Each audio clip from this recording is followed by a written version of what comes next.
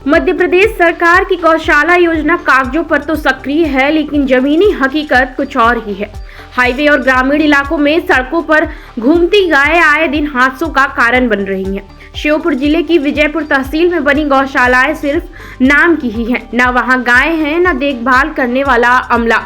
हर महीने प्रति गाय 40 रुपए खर्च दिखाए जाते हैं, लेकिन धरातल पर न तो व्यवस्था है और न ही प्रशासन की कोई पहल।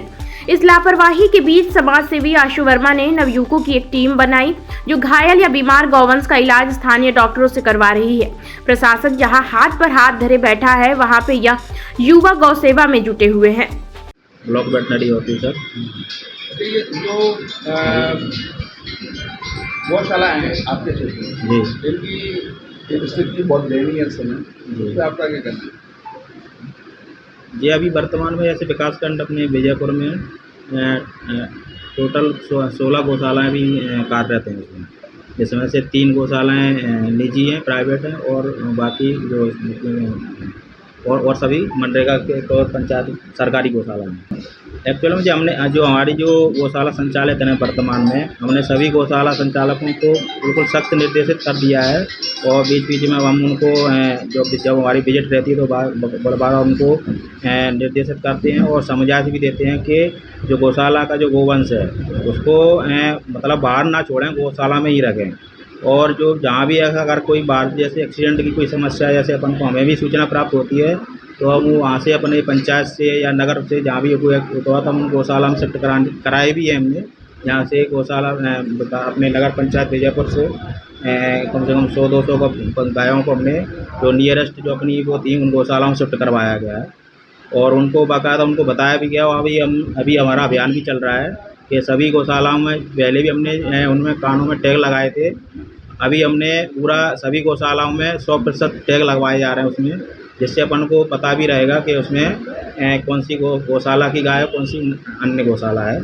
तो हमने सभी अभी आने वाले दिनों में कम से कम 10-15 दिनों में मैक्सिमम सभी गौशालाओं में 100% टैगिंग करा रहे हैं, और बाकायदा उनको बार बार हमको निर्देशित करते रहते हैं कि जो भी भूसा वगैरह है उसको वहीं पे ही खिलाएँ, बाहर ना छोड़ें, क्योंकि अभी बीमारी का भी सीजन रहता है, तो बाहर छोड़ने से बीमारी भी आसपास फैलती है। नहीं, जैसे जो अभी जो मनरेगा से जो गौशालाएँ अभी संचालित हो रही हैं, जो पहले पंचायत की तरफ से मनरेगा जो बजट रहता उसके तहत सभी गौशालाएँ बनाई गई थी, और उनको फिर जो स्वयं सहायता समूह चल रहे हैं उनको हैंडओवर किया गया है सभी गौशालाओं को, उन्हीं के थ्रू जो गौशाला का संचालन किया जा रहा है। तो ये हमने जितनी भी गौशालाएँ हैं सभी हमने गौशालाओं में अपने यहाँ से अपने सहायक नोडल अधिकारी हमने नियुक्त किए हुए हैं, तो जिनकी अपन रेगुलर महीने में 2-3 विजिट रेगुलर रहती हैं।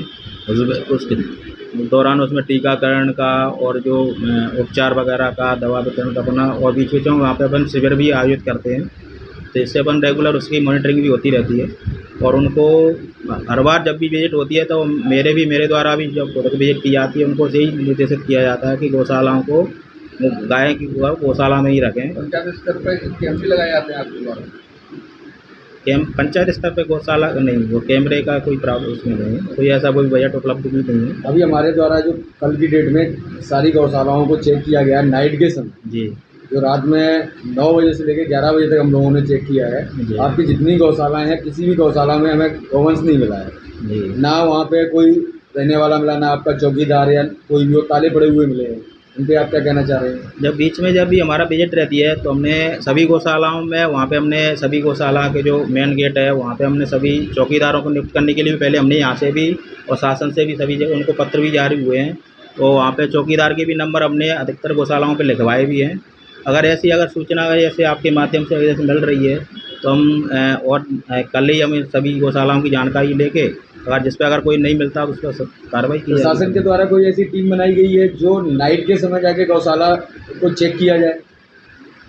नहीं, अभी तक कोई टीम नियुक्त करी गई है? नहीं, नाइट की टीम नहीं, लेकिन हमने जो बाकायदा जो सहायक नोडल अधिकारी है, नोडल अधिकारी जो नियुक्त किए हैं शासन ने, तो वो रेगुलर नाइट में तो विजिट नहीं होती, दिन में विजिट रहती है। जब भी विजिट होती है तो दिन में विजिट हो पाती है। रात की अगर है तो कोई अडेंडमली हम अभी 1-2 चेक करवाएंगे भी, अगर ऐसी सूचना मिल रही है तो उसके जिसकी भी। थोड़ा सा ये बैंकों को लेके आपका क्या रवैया है यहाँ पे? ये जो बेरोजगार युवा किसान पढ़े लिखे लोग जो श्योपुर जिले के अंदर घूम रहे हैं एक रोजगार के लिए, और किसानों को भारतीय जनता पार्टी की जो योजनाएं चल रही है उसका प्रॉपर नहीं लाभ मिल पा रहा है, इसका क्या रीजन क्या है?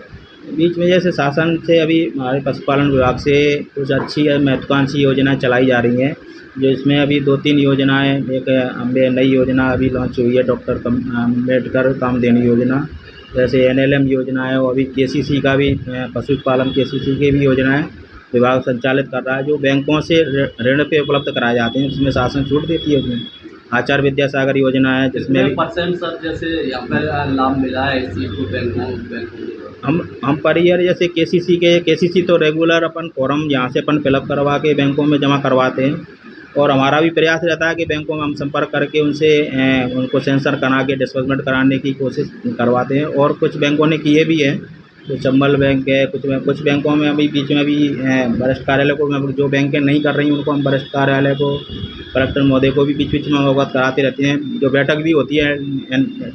तो जैसे सर जैसे बड़े स्तर पर कोई कृषक है वो अपने मवेशियाँ रख के अपना जीवन यापन कर रहे हैं, यहाँ पे बड़ी बड़ी इकाइयाँ उनने लगा रखी है, उनके लिए तो मेन बिजनेस बन चुका है, तो इसको लेके मतलब ऐसा सुनने में आया है कि बैंक वाले अपने चैतों को अपनी टीम बना के अपने पर्सनल लोगों को लाभ दे रहे हैं, ना कि एक ज़रूरतमंद।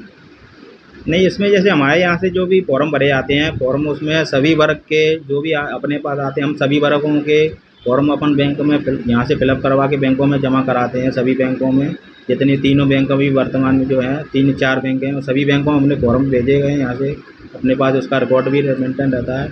जैसे ही वहाँ से बैंक से स्वीकृति मिलती है तो फिर अपन आगे की जो प्रोसेस रहती है वो भी अपन कंप्लीट करवाते हैं। डॉक्टर भीमराव अम्बेडकर जो योजना चली है उसमें अभी यहाँ अपने विजयपुर ब्लॉक में कितने लोगों को जैसे लाभ मिला? भीमराव अम्बेडकर अभी नई जो अभी योजना अभी संचालित हुई है उसमें हमने अभी फ़िलहाल अभी आज की स्थिति में हमने 5-6 फॉर्म अभी ऑनलाइन, वो केवल ऑनलाइन प्रोसेस है उसकी, 6 फॉर्म हमने ऑनलाइन अभी करवाए गए हैं, जिसका अपने एक प्रकरण का शायद भोपाल से एक स्वीकृति भी प्राप्त हुई है, तो जो वहाँ से बैंकों को वहाँ से प्रेषित की जा रही है।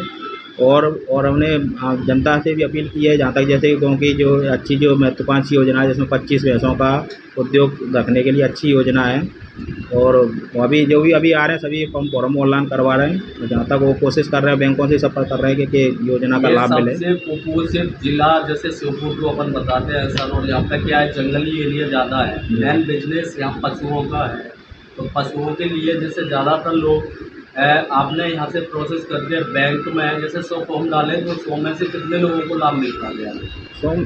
100 में से एक्चुअली कुछ बैंकों का तो कार्य अच्छा है, तो उनके द्वारा अच्छे वो भी प्रकरण स्वीकृत किए जा रहे हैं। कुछ आचार्य विद्यासागर है, कुछ इसमें इन प्रकरणों में अभी किसी बैंकों ने स्वीकृति नहीं दी है। फॉर्म हमने काफ़ी कम से कम 30-40 फॉर्म हमने सभी बैंकों में जमा कराए थे। स्वीकृति ना देने का रीज़न क्या है? स्वीकृति देने का उनका बैंकों के द्वारा जो हमें अवगत कराया जाता है, उनका ये कहना रहता है कि जो बैंक जो भूमि रहती है उनके स्वयं के नाम पर न होते हुए जॉइंट अकाउंट रहता है, उसकी वजह से थोड़ा उनके द्वारा ये समस्या अवगत कराई जाती है। तो हम पशुपालकों से यही अपील करते हैं कि अपना जो खुद की ज़मीन है वही फॉर्म आवेदन करे, तो अपनी बैंक में जो प्रोसेस में समस्या ना आएगी। बाकी अन्य खबरों के लिए देखते रहिए शेष खबर।